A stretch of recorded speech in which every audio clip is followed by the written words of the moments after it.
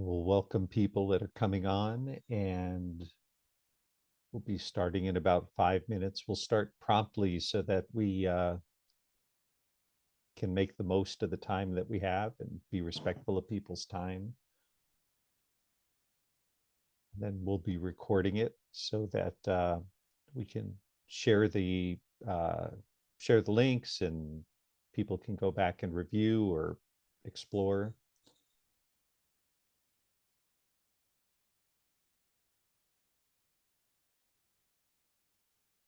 And in the meantime, we'll talk just enough so people know whether their audio works.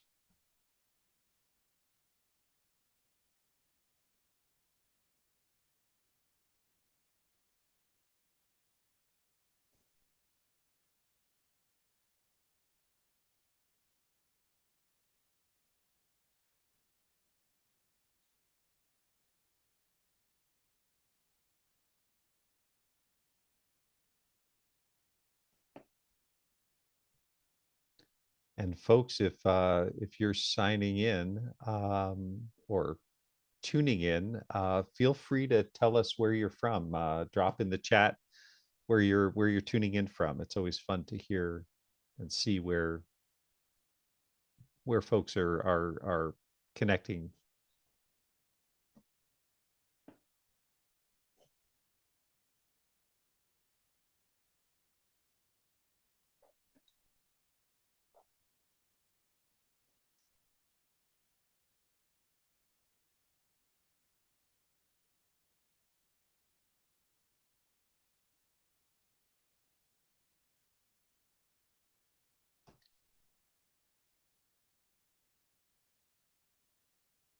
Okay.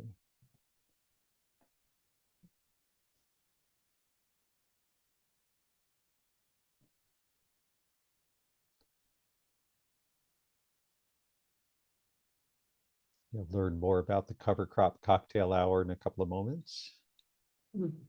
Again, just talking so people can check their audio.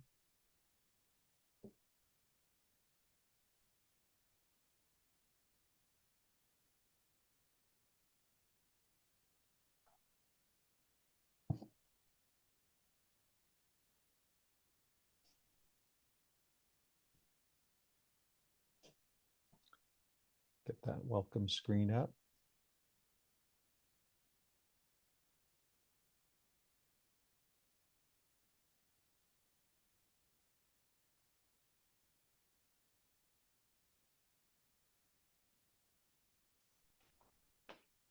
Okay, hey, good morning from South Dakota. Thanks for starting that off, Julia.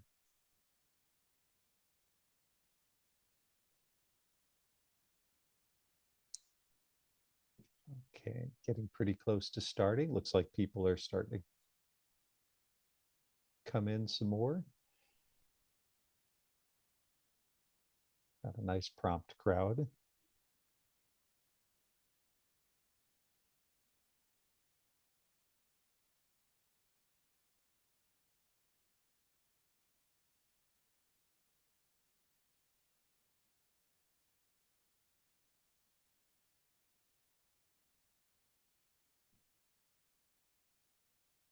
Oh, Nicollet, Minnesota. Just like the soil. And Eau Claire.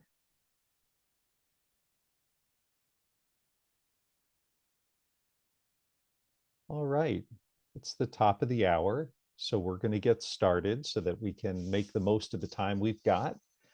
Good morning. My name is Steve Werblow. I'm here with the Conservation Technology Information Center, CTIC, and it's a delight to welcome you to our second of our series of webinars supporting the Farmers for Soil Health program in South Dakota, Minnesota, and Wisconsin. It's a 20-state program. CTIC is helping with promotion and technical assistance in those 3 states, South Dakota, Minnesota, and Wisconsin. This webinar is part of that, and we're going to be recording it and putting it online shortly to review and share. So we'll give you information on that location when when we've got it up on our YouTube site. In the meantime, today live, we've got 3 great guest speakers, and we also have our 3 CTIC soil health specialists to give you news today. So we're going to have a Q&A at the end of the program. So if you have a question, please type it in at either the top or the bottom of your screen. You'll see a Q&A button. Open that, type into the box, and check those Q&A questions, because you can upvote ones that you are particularly interested in hearing answers to. So please add questions, upvote questions, and let's get a good conversation going at the end. While we're talking about typing, please put where you're from in the chat box. Tell us where you're tuning in from. It's always cool to hear where people are from. And with that, I'm going to hand the microphone over to our CTIC soil health specialists, Julia Gerlach, Dan Kaufman, and Katie Gibb. And with that, I'm going to stop screen sharing and hand the mic over to Julia. Thanks, Steve. Hi, everybody. As Steve said, my name is Julia Gerlach. I'm the soil health specialist for South Dakota. And also, as he said, just wanted to give you a little background. As he said, Farmers for Soil Health is a 20-state initiative ranging from North Dakota down to Kansas and all the way to the East Coast. CTIC, as he said, is just focusing on South Dakota, Minnesota, and Wisconsin, and the rest of the states are being served by various other entities, such as the Nature Conservancy, state universities, or other partners.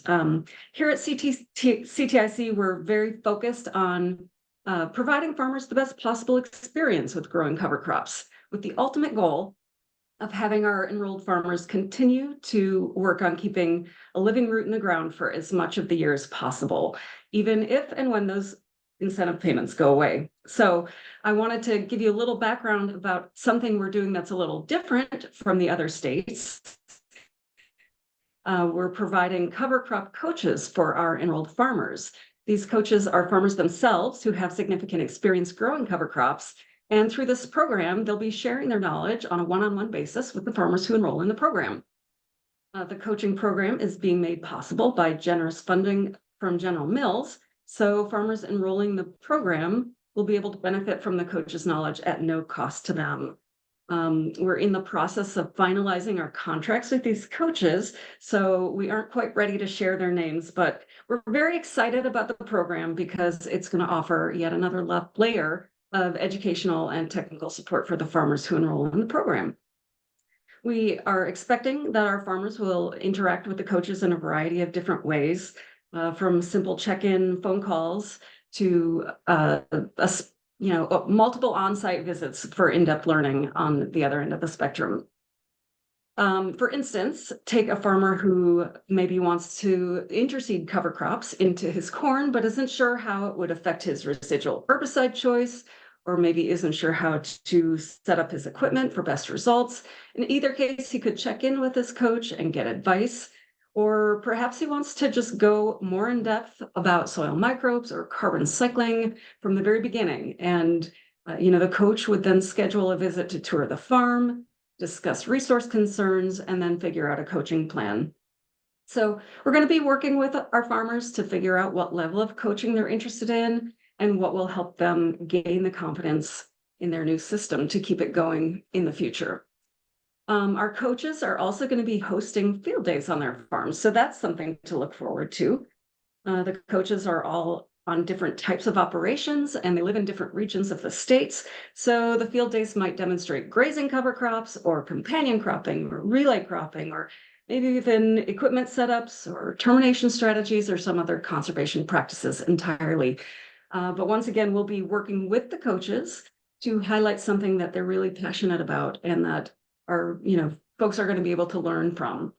So that's an overview of our cover crop coaching program. And next up, I'm going to hand it off to Dan Kaufman, who's going to share some news and updates. All right. Well, thank you, Julia, for that update. And good morning again, everybody. And thanks for joining us today. My name is Dan Kaufman. I'm the soil health specialist for Minnesota. I live in Nicollet, Minnesota, in the south central portion of the state. And I'm just going to give a brief overview of some of the highlights of what we've been up to over the past few months and what lies ahead. So this past November, our team had a great training session in Iowa with the whole Midwestern soil health team. So it was good to get together with them and learn more about the program and meet various team members. And then trade show season started. We've been very busy promoting Farmers for Soil Health and CTIC at various events. You can see a list of some of them on the screen. I'm just going to highlight a few of them, of the past ones. So the Minnesota Ag Expo was a few weeks ago. We had great interest in the program and a lot of traffic at the booth. Last week at the Wisconsin Corn and Soybean Expo, we sponsored a lounge area to promote further discussions in a more relaxed environment versus your typical trade show booth. And then in South Dakota, the Sioux Falls Farm Show generated quite a bit of interest as well. And just a few days ago, we even exhibited at the O-Grain conference in Madison, Wisconsin, which Dr. Erin Silva and her team are in charge of. So the overall goal of these outreach events is to really generate interest in our program and then to allow for a follow-up on-farm visit to really get to know the farmer, get to know what their needs are, and to really try to help them understand how cover crops can fit into their operation. One more thing of recent highlight, Ben West, the executive director of Farmers for Soil Health, and Ryan Heiniger, the executive director of CTIC, were featured on a Cover Crop Strategies podcast, further discussing Farmers for Soil Health. So check that out. The link for that will be in the chat on your screen there. And then just looking ahead, the next few months, we'll be at the Watertown Farm Show in Watertown, South Dakota here coming up. Also the Midwest Covers and Grain Conference in Mankato, Minnesota. And then the Marble Seed Conference in La Crosse, Wisconsin. There's a few more events scheduled in March. And then, of course, some of the bigger farm shows this summer, Dakota Fest, Farm Fest, and then Wisconsin Farm and Technology Days. Last but not least, I just want to mention a very unique and novel idea that CTIC just started hosting last month. It's a 6-part series of casual virtual get-togethers, which we've dubbed Cover Crop Cocktail Hour. And the format is quite simple. Hang out with other farmers via Zoom and discuss anything cover crops, all while enjoying a beverage or two. We've had some really great conversations the past couple of sessions with farmers as far away as Alberta, Canada, even Pennsylvania. Our next one is coming up this Thursday evening at 6 p.m. Central Time. You can see the details on the screen there as well. So feel free to sign up. And we'll put a registration link in the chat if that's something you're interested in. So we hope to see you there. That's all I have for the updates. With that, I'll turn it over to Katie. Awesome. Thanks so much, Dan. Good morning, everyone. Thanks for joining us today. My name is Katie, and I've had the privilege of working with CTIC and Farmers for Soil Health since August. I serve as a soil health specialist based out of Eau Claire, Wisconsin. And I'm just really excited to share some updates about the Farmers for Soil Health program. So first and foremost, I want to draw everyone's attention to an upcoming deadline. February 28th is the last day to enroll cover crops in the program. So if you've already planted cover crops this past fall, and they're not currently cost shared in a federal program, it's a unique opportunity where you can essentially go back in time and still receive payment for what's already planted. So if you're interested, make sure you reach out to Dan, Julie, or I, or check out your state directory and find your technical assistance provider. So looking ahead, the 2024 enrollment for Farmers for Soil Health is already open. So if you're planning to plant cover crops this fall, you can alleviate some stress during what can be a busy planting and harvest season and know your cover crops are already taken care of when you enroll in Farmers for Soil Health. Just as a quick refresher, Farmers for Soil Health is a flexible and straightforward program designed to support farmers who plant cover crops in their corn and soy rotations. By enrolling, you can receive up to $50 an acre over 3 years for planting cover crops for 3 years consecutively. Enrolling for Farmers for Soil Health is incredibly simple. Farmers need to select the field they intend to plant cover crops on, enter the acreage, cover crop species, and provide basic information like field, farm, and track number. After enrolling, farmers can expect to be verified remotely by using satellite in mid-March and receive payments by the end of April. Producers have the option to self-enroll up to 1,000 acres per farm number. Alternatively, Dan, Julie, and I, and a ton of other people across many different states are very eager to help producers through the enrollment process, but it is great that you have the option to self-enroll or receive help with the enrollment process. Farmers for Soil Health can be staffed with other non-federal cover crop cost sharing programs, making it pretty flexible that way. And with no income verification and limited documentation required, Farmers for Soil Health enrollment process was designed to reduce administrative burden for farmers, which I love. Additionally, Farmers for Soil Health enrollees and gain access to the DTN Sustainable Marketplace, which aims to connect farmers and end users and offers premiums and incentives for climate smart commodities. If you have any questions or if you're ready to enroll, please reach out to your soil health specialist today. Thanks so much for your time, everybody, and I'll hand it back over to Steve.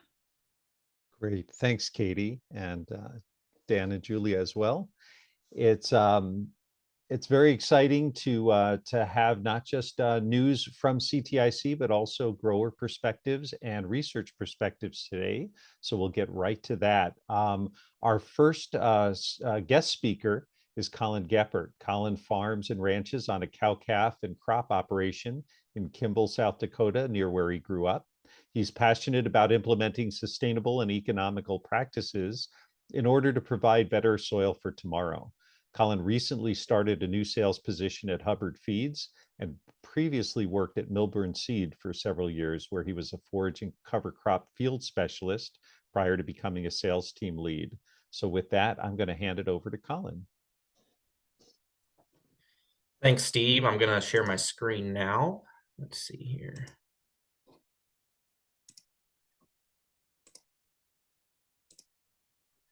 You guys can see that?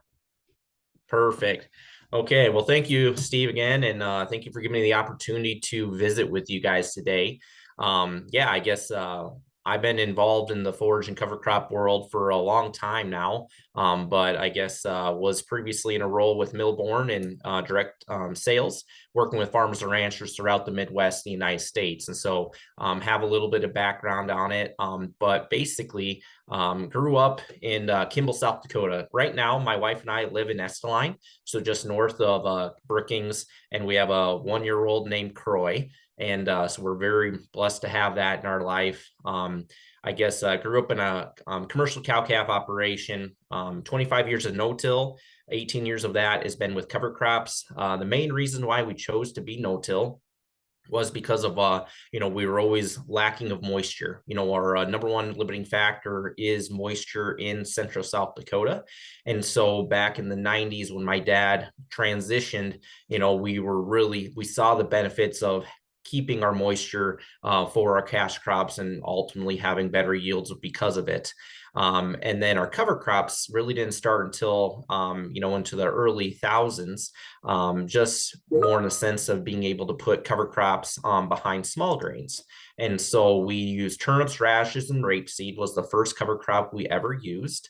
And, the whole reasons why my parents used it was so we could feed cattle longer out on the crop field, not knowing the soil health benefits of it. And then went to SDSU and was involved in a lot of organizations, worked for Milburn and now Renovo Seed for about 5 years, and then just started with Hubbard Feeds just last month, and will move back to the Kimball area here within this spring. So one of the things when it comes to cover crops is, what do you need to consider? What are the things that you need to do when you're incorporating cover crops? And the first thing I always ask producers or anybody is, what are you trying to accomplish? Are we trying to accomplish, soil compaction, reducing soil compaction? Are we trying to put more soil armor on our fields? Are we trying to reduce erosion? Are we trying to make more grazing for livestock?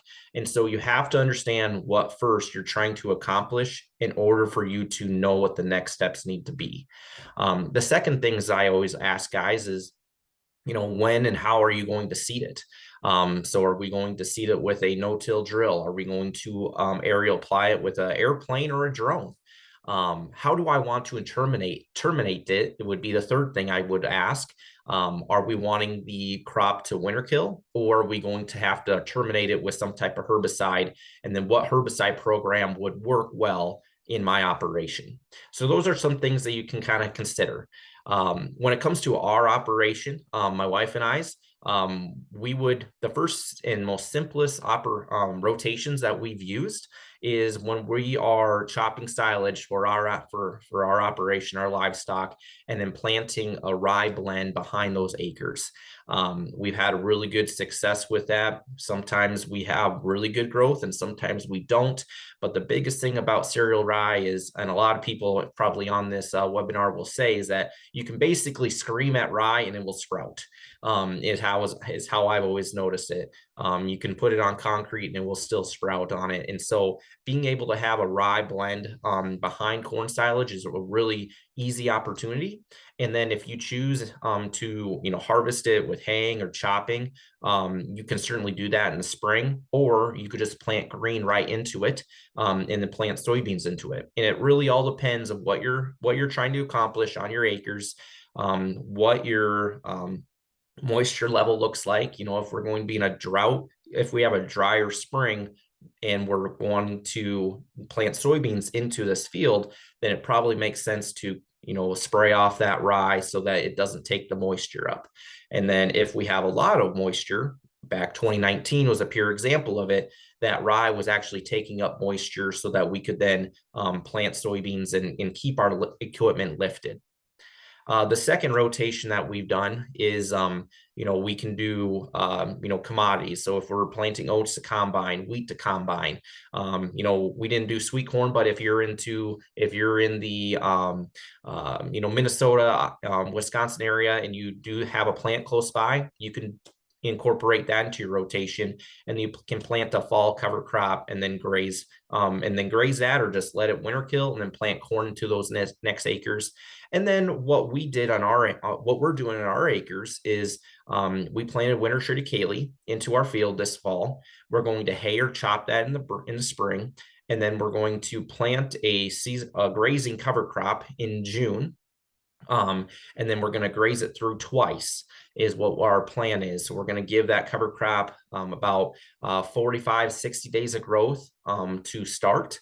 And then we're going to graze it to about a foot and a half. And then we're going to take those livestock off those acres.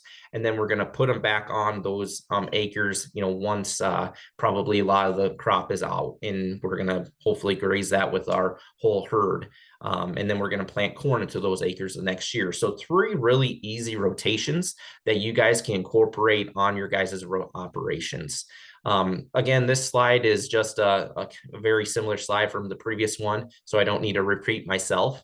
But when it comes to selecting cover crops, and what we've done in our operation is, we've done a few different things. This warm season blend is actually called the premium graze. And it's a really high quality blend that you can graze multiple times. So it's got an increased rate of BMR sorghum snangrass, and BMR stands for brown midrib. So if you're in the operation, you're trying to increase average daily gain on your cattle, you can be able to put a BMR sorghum snan versus a conventional, because BMR is more digestible and is more palatable to the livestock. We can do Japanese millet, which is a multi-cut millet. Turnips are really good for livestock grazing. And then Winfred and Grauza radish are 2 really hybrid brassicas that put a lot of foliage up high and not as much root down low.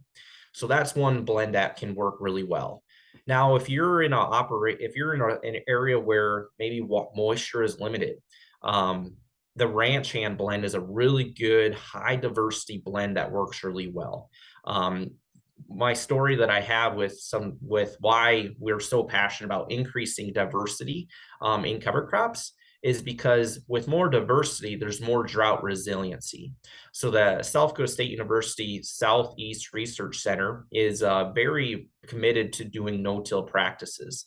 And they did a study where there was a monoculture of, oats and common vetch and brassicas in there, and then they blended everything together, and it was a drought year. And what they found out was the monocultures did not grow very well, but the blend did because of the diversity and all the communications that the soils, that roots are providing with the soil, and the communication that's growing that mycorrhizal fungi has really impacted. And so that's why I'm super passionate about when you're putting cover crops in, having more diversity can do really, really well for you. And so I wanted to kind of talk about maybe some of the numbers here. And so with this, warm season forage blend with the first mix I presented to you guys, that one's about, if you are planning on taking like a triticale or a rye harvest off those acres, and then you plant a cover crop in June, you don't have to pay for any land or harvest costs, but you're about roughly around $107 for expenses. And if you expect the yield of that cover crop to be about 3 tons to the acre, so that's 6,000 pounds, and the livestock are going to utilize about 50% of that, you're going to have about 3,000 pounds of forage that the animal can consume. And if you typically think that an average animal, a 1,500-pound animal, is going to eat about 3% of their body weight, so that's about 50 pounds per head per day. And if you figured this math out, first grazing, you're going to have about 60 grazing days per acre on those on that field. And then if you manage your forages correctly, and you give it about 1.5 feet of growth, and you can let it rest, you can expect to have about half of that growth to then graze maybe when it's more dormant. And if you value your forage feeding your cattle at $2 per head per day, then you're going to be about $180 of revenue, or about $70 worth of profit. So, it's a real opportunity. I think that when we have maybe our commodities maybe not as great, and we have livestock, or we know somebody that has livestock that is willing to work with us, this is something to increase your diversity in your operation.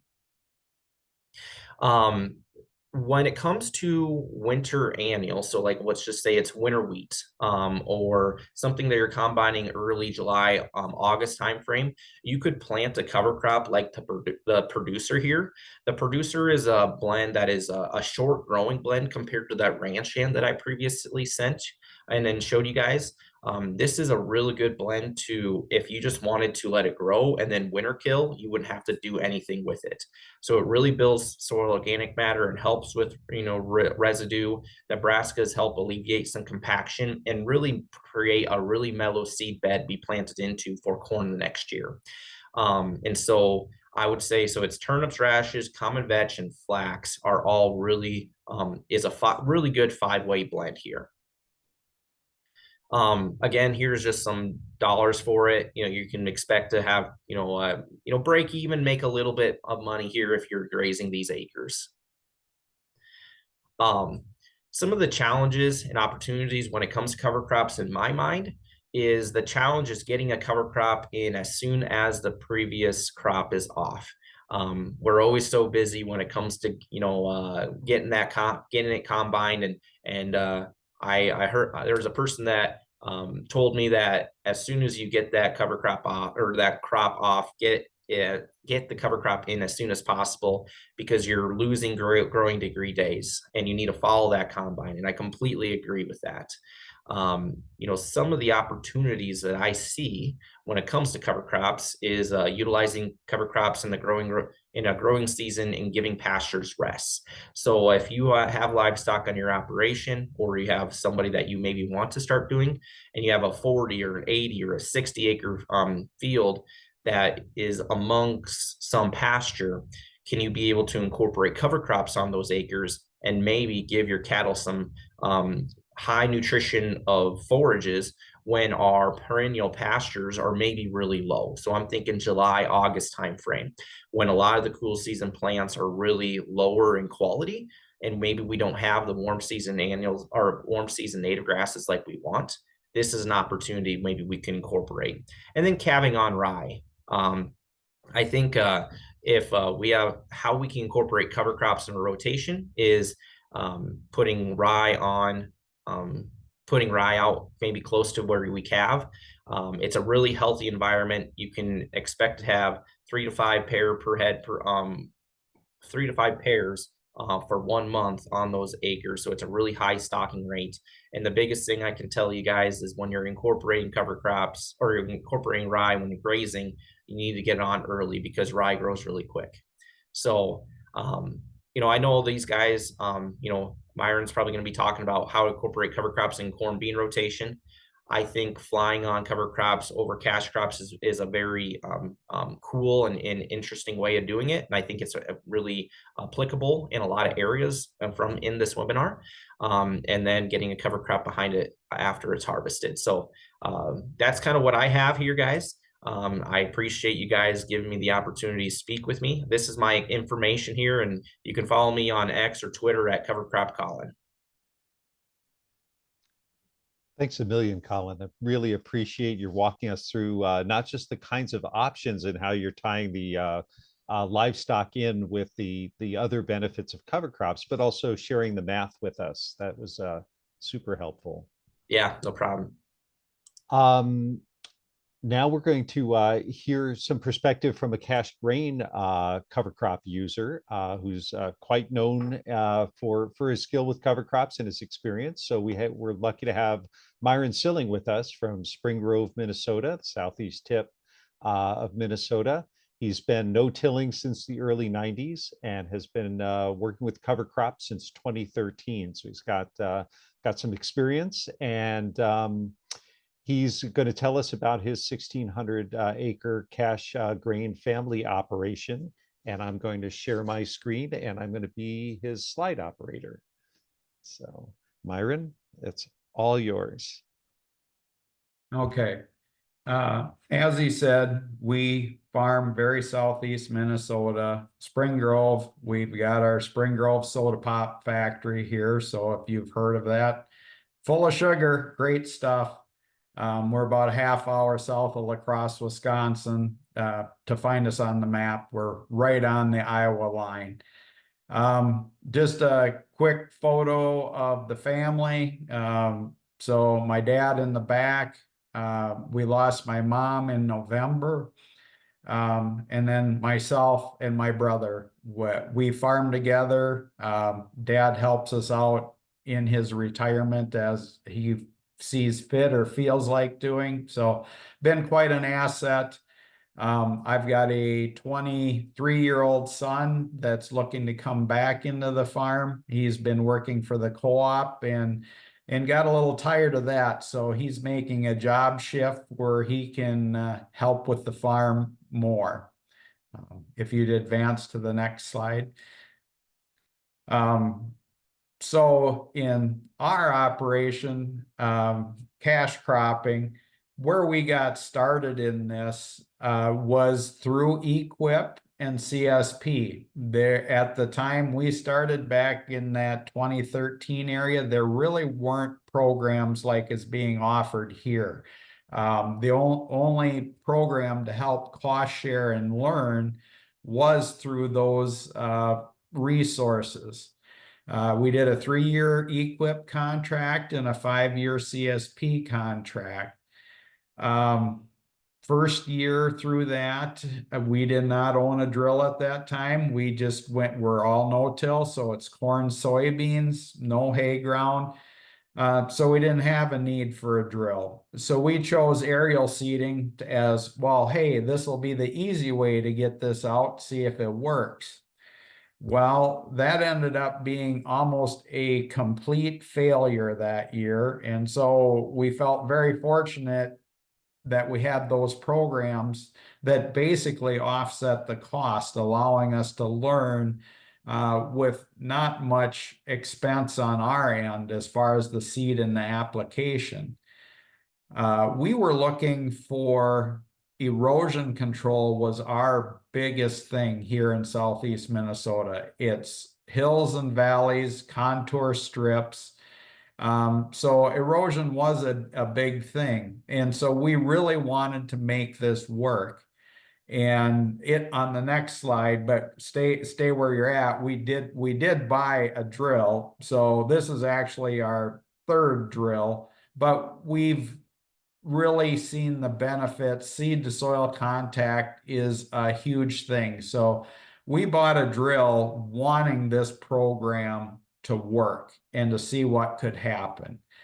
And through the EQIP program and CSP, they have pure live seed counts that back in this era in Minnesota were higher than what we felt were optimal. You got a very, very, very thick stand, which would have been great for grazing or chopping, but for a cash grain farmer, it was a little bit cost prohibitive. And actually, I was part of a group that helped get that number lowered to a much more economical number for the cash grain guy. Now, you can still go a higher rate, in which I would suggest if you're going to take it for forage or be grazing it. So that's where we started with the drill, and have been very happy with the results. On the corn stalks, as you see here, we don't disturb a lot of soil, but there's a lot of residue. So we are up at that nearly a bushel an acre on corn stalks because we're starting to get to be mid-November and you don't get a lot of growth after that. So a higher population is a little better then. On our soybean ground, this moves a little more dirt than we'd like for disturbance, but we've seen great benefit out of just 40 pounds to the acre on bean ground, where basically everything grows. Anywhere that we have water running down our hills, we will double pass it. And so we're a bushel and a half to 2 bushels in those areas. And we see virtually zero erosion when we are at that rate. So I guess it all comes to the context in what you're trying to do with your cover crop, what rate is ideal for you. And then if you want to back to the fertilizer spreader. So a couple of years we've gotten in the situation where the ground has froze up after harvest or even before harvest was done. We can still go lay that seed out there with the drill. And we've done a little bit of that, but I also own this fertilizer spreader. And so I played around with frost seeding cover crops. And so this picture was early March. And the ideal time that we've seen is when there's a little bit of snow left, but it's getting thawing during the day. So then I will go out and spread into the evening or in the morning while the ground is still frozen. So I'm not making a muddy mess out there and everything carries. But then during the day that will thaw and there's water there for the seeds. In the years that I've done this, I've actually seen better plant vigor and more growth from the frost seeded cover crop done early March than I have in a drilled crop into frozen ground late in the year. But the whole thing would be is how warm are we after the drilling? Some years we stay frozen. This past year we thawed out again. And so all that comes into effect. But again, I do feel there is some benefit to never dinging the plant. This frost-seeded plant doesn't sprout and grow until it's warm enough, and it basically continues to grow. where some of that fall seeded stuff is frozen, thawed, and I think it takes some vigor away from it. The other thing I've done, I should just state this, we generally are cereal rye for most of ours. It's the easy crop to do. It'll grow late. I've also messed with hairy vetch, have not had good success for that unless I can get it seeded in early October if our beans come out early. Otherwise, not much over winters. The other thing I've done in front of corn is I've frost seeded oats. Now, I've had good luck with the oats growing, but the interesting thing is there's been nothing there when we've done our burn down. I've planted everything. I do my burn down pass. We're all non-GMO, so I have to spray before the crop is up. And every time I think, God, that's a waste of money. There's just nothing here. And every time I've done it, those oats all grow after that effect. They just had not germinated yet. Everything came, and there's a lot of green out in the field come that post-emergence herbicide timing for the corn. And I was uncomfortable with that.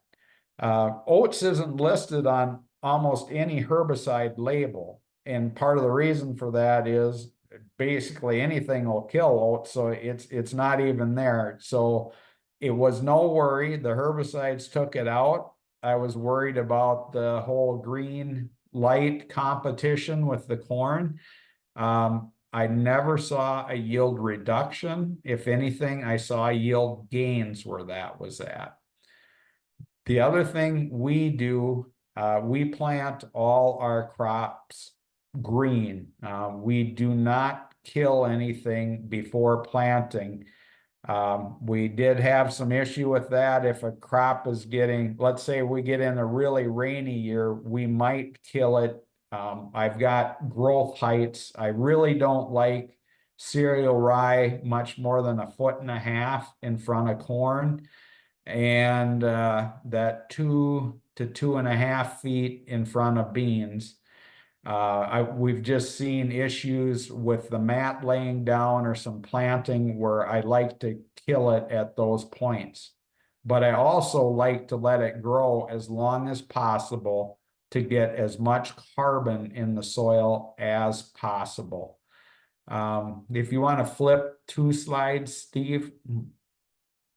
So here's an example of corn, on the left is drilled cereal rye into corn stalks, and the example on the right is cereal rye drilled into bean stubble.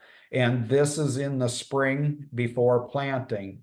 And so you see some of the growth difference here, just that extra 3 weeks or so of planting sooner in the fall gives you. And so clearly on the corn stalks, I'm generally going to plant soybeans in this. And so when I plant soybeans, I will not kill this cover crop until the soybeans are roughly V2. That will give me the growth on the cereal rye like you're seeing to the right. And so I get a lot more carbon, I get a lot more weed suppression out of that. And in our situation, we don't use anything for burn down other than glyphosate. There's no need. There's virtually 0 broadleaves out there with this cereal rye crop growing. So that's one of the benefits we've seen. As far as terminating, we have tried Liberty in soybeans, and we did not get a complete kill. We really feel the glyphosate works the best for us in our conditions because it translocates to the roots. When we use Liberty, that cereal rye grew back, and we were dealing with it post-emerge. And actually, we had to make a 3rd application in there. So I'm not very gung-ho on clemethadine or Liberty to control your cereal rye. I do think glyphosate needs to be part of it, at least in our operation. And then you want to advance to the next one. So here's a picture of frost seeding. And again, this generally is going to go to soybeans. So you say, well, gosh, there's not very much out there. But that little fuzzy growth, if you wait till your soybeans are V2, this stuff is going to be a foot to 18 inches tall. It's just really starting to get its feet under it now. The flip side of that is we plant all our soybeans first. If you are planting your soybeans mid-May, then I would recommend terminating long before V2, because this cover crop is gonna take off in May. This is a end of April picture, just for reference on the growth I would get. But this all depends on how warm a spring we have too. If we have no GDUs, you won't see a lot more than this out there ahead of the crop. And you want to advance to the next. So this is one of those back when we were really learning, and I believe this was 2016, but we had a really, really wet spring. There was literally 1 day a week that you could plant. This helped us get in the field sooner, but we had a little bit of issue with wrapping, and then closing the trench was harder when you had this much root mass to deal with. We've changed on our planter. We now have air force on our closing wheels, so I can crank it up pretty good and adjust field by field. This was still the old springs, and even at the max spring pressure, we had trouble closing the seed trench, and then slugs could become a problem. The other thing I want to hit on for you guys that try planting green in front of corn like we do, nitrogen early. You want to get 30 to 50 units of nitrogen out early, because your cover crop is tying up all your free nitrate nitrogen, which is okay. That's what leaches and gets into our groundwater, or we lose. Having that tied up allows you need some nitrate early for your corn crop to get its best early growth. Where you don't do that, you could see a 20 to 30 bushel yield hit potentially, depending on the N availability in your soil. The nice thing with it though, as this crop breaks down, it's releasing some of that nitrogen later in the season when your corn plant really is at its bigger uptake. And so we do like it from that fact. The other part, planting green, big watch out is for true army worms. We now just put a couple dollar insecticide in with our post spray. Those true army worms, you usually cannot find them at your post spray. It's about a week or 2 weeks later. They're way down in your plant. They're there. But that couple dollar insecticide has worked well for us. We have had no problem since we started doing that. Last slide, please. This is just a quick overview of our planter. We just went this way. We don't, for ease of use in our rocks and cover crops, everything is a rolling wheel. We have rolling trash whippers that'll retract backwards and up if we hit a rock. We have the curved tine closing wheels to crumble in that seed trench better for better closing. As you can see, this now has the airbag back there for pneumatic pressure, a lot more consistent closing with that. And then in our system, we are adding a little bit of biology in a couple micros in furrow. And then everything else is 3 inches on each side of the seed trench out the back. So there's some nitrogen, a little phosphorus, and a couple other things there. One last, I think there's one more slide. Oh, this is a big aha moment. So if everybody sees the green on the outside of that triangle, this is a neighbor I talked into trying cover crops. These were frost seeded. He went out there with his ATV with a spinner spreader and did 60 pounds of cereal rye in March. This farmer has had notorious problems every year with white mold. As you can see on this map, the green is where the rye was spread. You could see to the row from the combine and get out and walk it. White mold, no white mold. This field was chopped, so there was a lot of bare dirt. So a lot of our white mold issues are from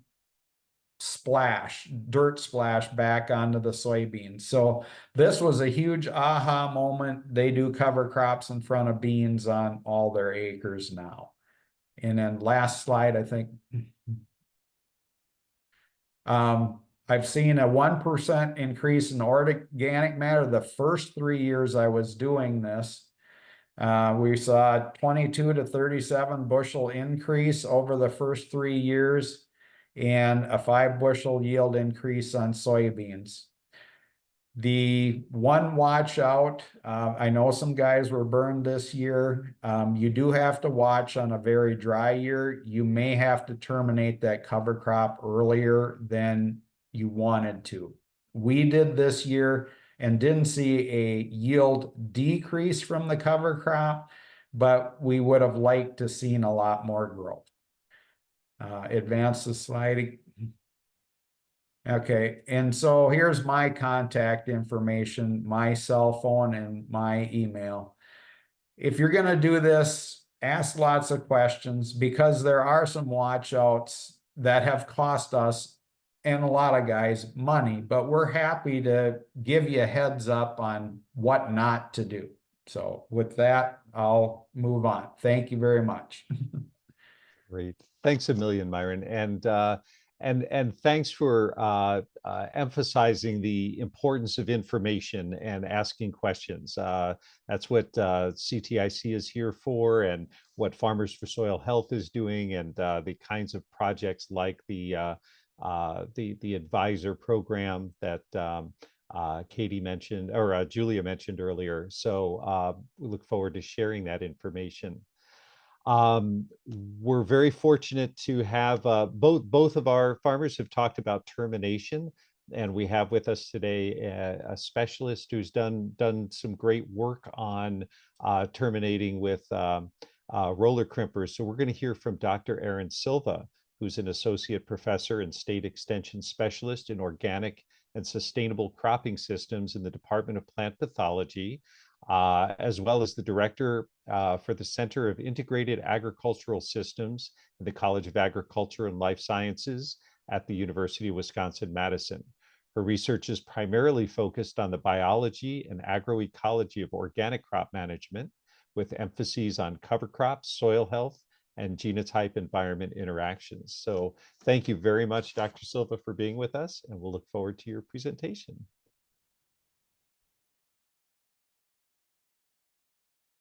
Sorry about that. Thank you. I'll make this pretty quick because I know we're getting to the top of the hour. And I want to make sure that there's time for questions. So as was mentioned, I've done a lot of work in roller crimping. I will give the caveat that my work is primarily in organic production systems. So when I am talking about the research we're doing, it should be put in that context. I know that there are other options for cover crop termination using roller crimpers and other ways that farmers might be using these with herbicides overlaid on the system. But because my research is grounded in organic, I'm looking at using termination methods such as the roller crimper without any other tools. I'm really relying on mechanical termination.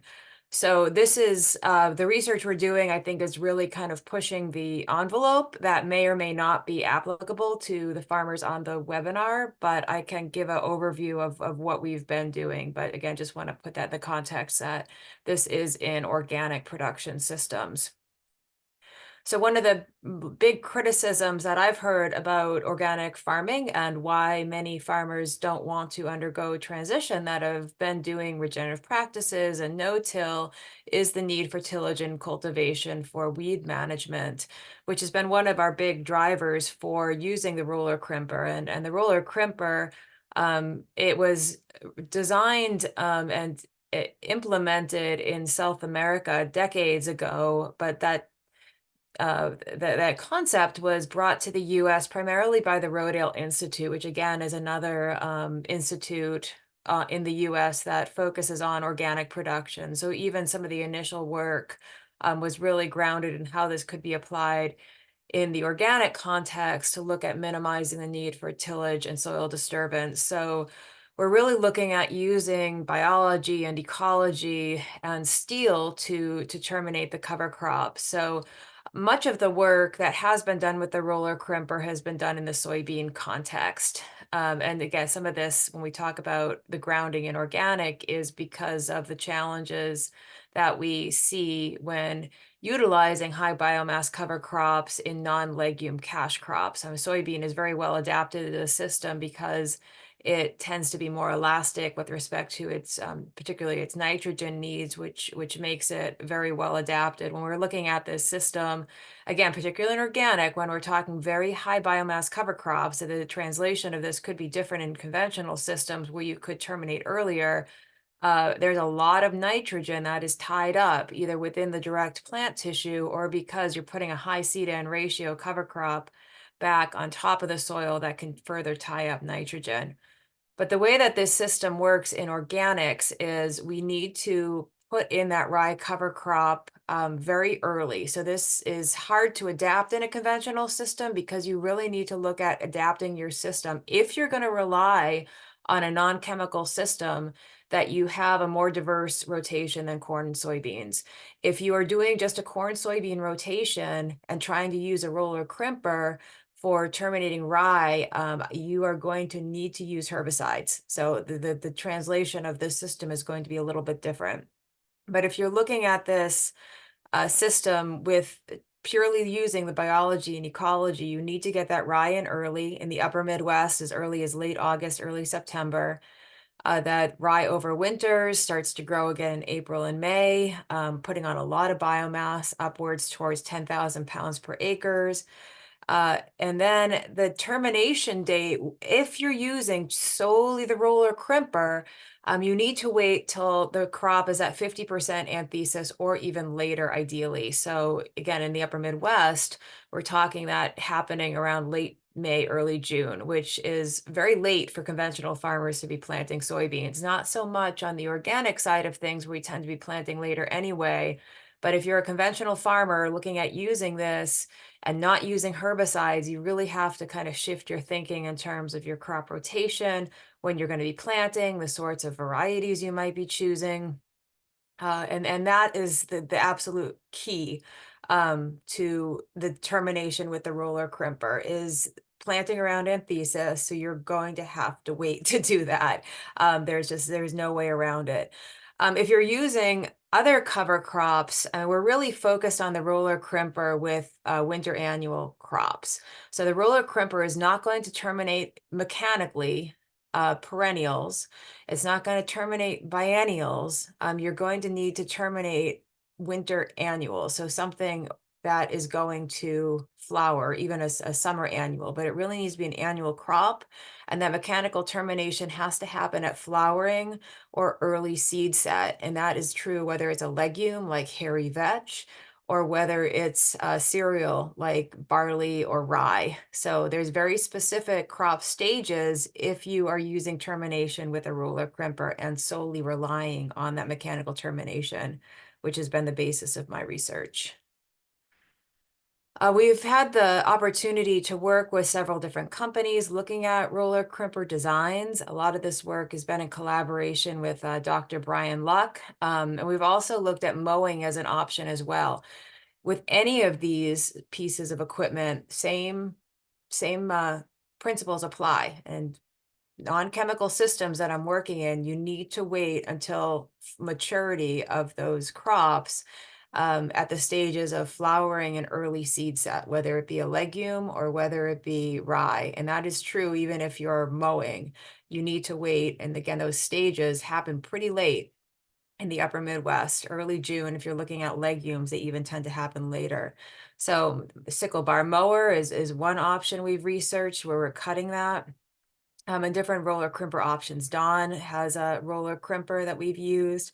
The Rodale model is more of that cylinder, and then McFarland's has another model that has sharper edges to it. The benefit of mowing, particularly in years like this year, where we came into early drought conditions in May, is that with roller crimpers, one thing you need to be aware of is that whereas you're still crimping and bending those stems and bending the vascular system of the plant, that crop is still drawing up soil moisture. So we know that rye tends to pull up a lot of soil moisture and through evapotranspiration, deplete the profile of soil moisture. And that continues to happen after roller crimping. And we see less of that in the mowing situation. So there could be an adaptive strategy there. This is some results we saw and some of the trade-offs. Mowing versus roller crimping. Like I mentioned, the downfall of roller crimping is that rye might continue to use water, particularly in a dry year. If it's a wet spring, that can actually be beneficial. The other aspect that there's a kind of a balance, especially waiting that late for effective termination, is that you can get rye to produce viable seed. So again, my research is in organic systems, and that can be an issue if we don't have herbicides to potentially kill out the volunteer rye later. Mowing tends to more directly and immediately kill the rye, which can be good for reduction of viable seed production as well as reduction of soil moisture. Weed management, again, herbicide-free systems with mowing, because you can have more gaps. Like I think you can see there's some soil, there's potential for higher weed pressure where you see those gaps and anywhere you see soil exposed. Roller crimping in an organic system tends to most consistently and successfully control weeds. Labor, mowing requires 2 passes with the equipment we have available to us, and roller crimping, depending on your equipment design and what you buy, you can terminate and plant in 1 pass. And yield, we have the yields we see in these vary from year to year. Mowing, we've seen more of a yield reduction versus a typical organic system. But some of that is because of more challenges with getting a decent plant population of the cash crop. So here's some of our yields. Again, sorry about that. I'm trying to move my bar out of my way. We did several different sites in Wisconsin, Arlington Ag Research Station, on-farm site in Walworth County. Sorry about that. I won't use my cursor. Arlington, Marshfield Ag Research Center, another on-farm site in Rock County, and termination treatments. We see a couple different roller crimpers versus mowing. And this is where the yields, typically we are seeing better yields with roller crimping as a termination tool versus mowing. 40 bushel an acre organic soybean is a good yield. Again, we're looking at that later planting date with organics. Just general planting challenges with the roller crimper, seed placement, furrow closure, and hair pinning. So when we look at termination, generally, we want to consider optimizing our planting equipment to be able to manage that later termination if we're using mechanical termination, which is definitely a challenge. If we're using mechanical termination, again, that has to be done later. So you have a lot of biomass there. So one thing to consider with termination is to A, optimize your planter, but B, potentially look at planting before crimping and before termination, even if it's on the same day, just to be able to get better seed to soil contact. So I do have other slides, but it's already 11, so I think I'm going to stop there. Well, if you've got more to share, I'm certainly willing to stay on a little longer, and we can also Yeah, do some I do have to Q&As. go. Oh, So, you gotta go. I have another meeting. It's more with Coulter's, but Got yeah, it. maybe Got it. we can. Well, maybe we can have you back on a future webinar too. We really Mhm. appreciate that. So, well, thank you for your time. I will stay on for folks who do want to stay on a little bit longer. We've got a couple of questions that we can answer, and then we'll be putting this again on online for review and sharing. And we can also try to get back to you with answers for questions that aren't answered today. One question that was asked. And Dr. Silva, if you need to drop off, we totally understand. Okay, all right. Thank you. You bet. Thanks again. Yep, bye. There was a question for Myron about your nitrogen program. And I know everybody's talked about nitrogen tie-up, so I'm sure the end program is going to be really interesting to a lot of people. Oh, you're on mute there. Yeah. So we've modified it a little bit. We've done nitrogen all up front with the planter. You a lot of risk of root burn and stuff. Plus a lot of chance for losing it in rain or leaching. We switched to about a third with the planter, and then we made some homemade drops that did in the middle of the row, every other row. And we've now went to easy drops, which are like Y drops, but place it right next to the row. So we're doing 15 gallons of 28005. So high load of ATS with the nitrogen. It works as a stabilizer, with some humic acids with it, which is another stabilizer, and boron. And then we're coming back, Y dropping the rest of the needs then at roughly that V7 time frame, in that ballpark. But again, it will be 32% mixed with ATS and boron and humics at that time frame. And I'm not sure if they want more details than that, but that's what we're doing. Great, thank you. I'm going to put the spotlight on Colin for this one. There was one that was came in through a different channel, and it basically, Colin, how do you manage your cover crops in a limited rainfall area since the cover crops take up moisture? Yeah, that's a really good question.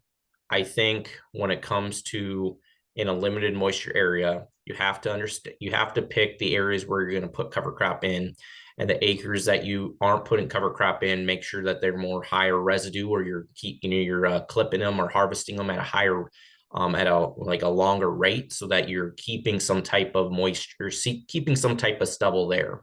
That's why majority of the time, we have my parents' operation, they will do corn, beans, and then we'll do wheat, or we'll do oats. We're not putting cover crop on the behind the corn, or behind the beans that sometimes, because we know that water is the more limited factor when it comes to that. So it takes a lot of time, and you have to, it takes a lot of challenges, and the ebbs and flows of that, of things. I think that's why anybody can say this, is that the easiest way to incorporate cover crops is between a 3-crop rotation. And so if you have some oats or some wheat or rye, those acres really flourish when it comes to cover crops. Great, thank you. Here's another one that just came on. What is everyone doing on soybean stubble after harvest and before corn? We see allelopathy on rye cover going to corn. Have you had that experience with that allelopathic effect? I guess I've talked to a lot of people on that, and yeah, I think the allelopathic effect is a real thing, you know, in a sense, and it's more, and I think it's in Myron, maybe you can explain it. Yeah, I think it's a lot of a water and nutrient tie-up issue instead of like more of a allelopathic effect. Is kind of how I've always seen it, and have talked to a lot of people about it. But it does slow down that. I think what I've seen is, and what people are doing is putting oats or something in between, you know, behind, if the growing conditions and the growing degree days are available, to plant oats and get something green growing after those soybeans and then before those corn. And Chad, I know I know you're from my area, and it's hard during that time of the year to get something growing that's not a winter annual. But that's what we've seen. I think maybe the other thing you could think of is you could be utilizing maybe different winter annuals. Cereal rye has the strongest nutrient and water tie-up of all winter annuals, but maybe we could do like a forage winter wheat or a triticale, or maybe, you know, a lower value, you know, some wheat or something like that. Is maybe a few other options of where you could, you know, combat that. You know, I guess it's hard to answer that when I can't talk to them, because there's some questions I'd like to ask here, but it pretty much, the guys of us doing this planting green, it's not a thing. I mean, there is a minimal effect. The benefit of that cover crop far outweighs the tiny bit of stand you may lose. Most of this is nitrogen tie-up, and that's where I said, you know, we're doing roughly 45 units of N with the planter. That 45 to 60 units of N, you will not have a yield hit on it, but that is required due to the nitrate tie-up. That's the big deal with it. This effect really is for small seeds. Corn and soybeans are large seeded, and so the effect to them is minimal at best. And again, most of this on corn is a nitrate tie-up. That's what we see, you know, and that is part of where we talked about a little lower rate. Back when we were doing the equip thing and needing to be at, we were needed to plant 90 pounds of rye in front of corn. We saw some stand loss there, and that's part of where we're only planting in that 35, 40 pounds of cereal rye into the bean ground going to corn. It will tiller, and you will get very nearly the same top biomass, but you don't quite have that thick root biomass to deal with. So I'm not sure how I answer more for him, but that's kind of the best I can do in this setting. Great. Thank you. Thanks a lot. Now, I know we've gone over. I really appreciate what we've got follow-up. So you're adding 45 to 60 additional pounds of N over needs is the question. No, I'm applying that with the planter. It has to be early. It can't be urea either. It needs to be an immediately available form. And that's just part of my total program then. So that is removed from my 200 pounds or whatever your number is. Got it. So not over your yield goal, just to have it immediate and at the plant, you know, with the planter. Correct. Got it. Got it. And what fertilizer are you using again, Myron? So that it is available? So we're using UAN, which you're 25% nitrate there. So you've got an immediately available nitrate source for that plant young, and that drives the vegetative growth. If you're using urea, that's more it's urea, and then it breaks to ammonium, then it goes to nitrate. And so that process takes too long to get to the form that drives the vegetative growth. And when we're small, we can't hinder that vegetative growth part, or we're going to lose yield. Urea is great later, but not as an early with cover crops. This is wonderful. And this is exactly what we're trying to accomplish with this kind of program, is to take a look at what the realities are in the northern part of the Corn Belt, and with the conditions, the weather, the climate, the soils that you guys have. So we really appreciate your perspective on all of this. We had a question about whether this will be recorded. We did record this. We're going to be posting this on the CTIC, Conservation Technology Information Center YouTube page. We'll send that link out to everybody who's registered for today's webinar. We encourage you to go back and look at it or share it, spread it around. We'd love to be able to share this information. So we'll also keep you posted. This is part of a webinar series that'll be going on the next couple of years. So we will keep you posted when we've got another webinar coming up in a few months. And we hope to see you there. We also encourage you to visit ctic.org for more information on cover crops, conservation systems. But most important today, we really want to thank Colin Geppert, Myron Sylling, Erin Silva for being here. We want to thank everybody who's tuned in for being part of this and for your interest in cover crops. Have a great day and a great winter. Thanks a lot.